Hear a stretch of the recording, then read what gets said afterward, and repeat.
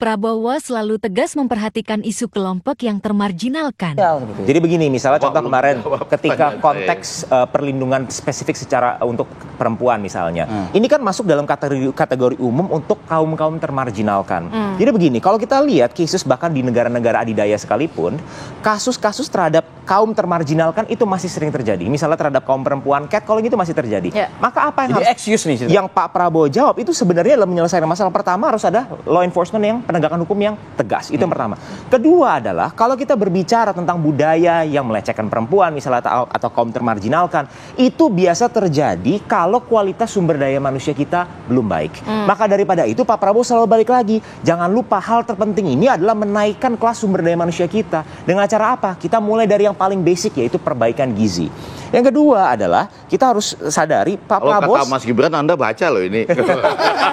Tapi kemarin nggak ada sama sekali. Pak Prabowo, iya, kalau kemarin nggak ada sama sekali. Pak Prabowo ini selalu membandingkan program ini secara contrasting. Artinya misalnya contoh, Pak Ganjar apakah setuju dengan program makan siang gratis? Nah, ya kan? Lalu Pak Prabowo bilang, intinya begini, program yang dibawa oleh paslon 01 dan 03 semuanya baik. Tetapi kalau kita berbicara sense of urgency, urgensinya apa? Maka kita berbicara program makan siang otomatis akan ada di atas.